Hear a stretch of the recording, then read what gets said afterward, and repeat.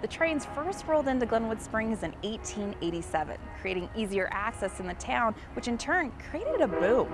This brought in all types of characters, starting with the working class, and then later, on the other side of the tracks, the wealthy.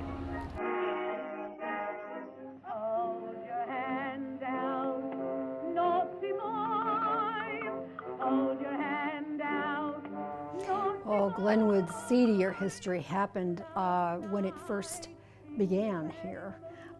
In 1800s, the early 1800s, Carbonate was a place where a big mining boom was going to happen, and that was up on the flat tops.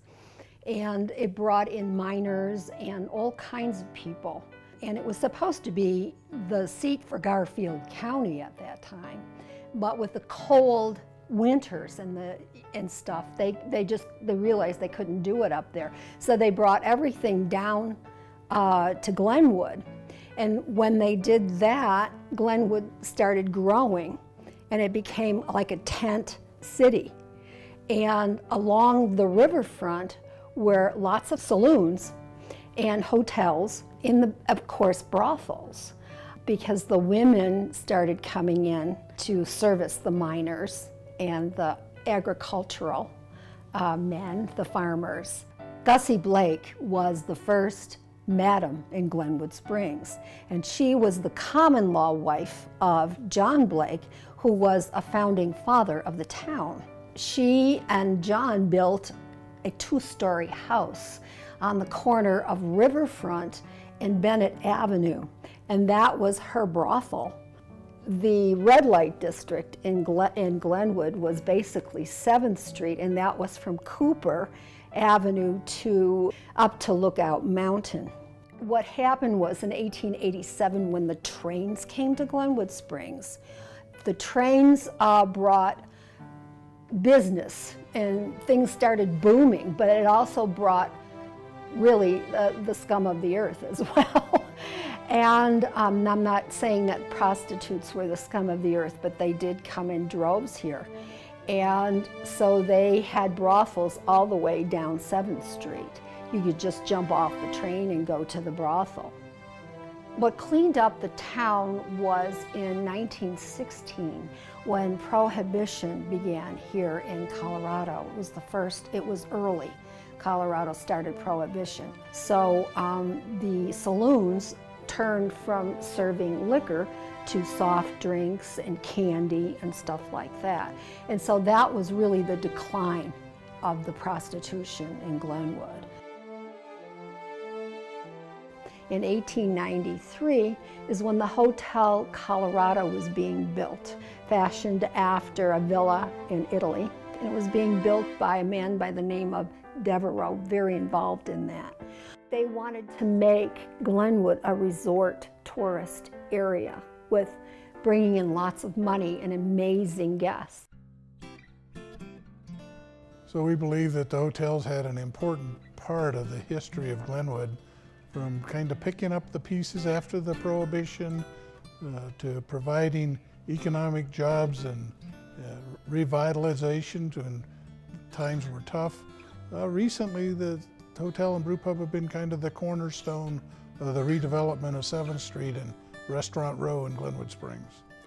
The general history of the Hotel Denver is that it was started down the street in the late 1800s by a man named Art Kendrick, and in 1905 Henry Bosco rented the top floor of what was then a saloon and started the Star Rooms, and it's been owned by the Bosco family since 1905. We ended up acquiring it in 1991.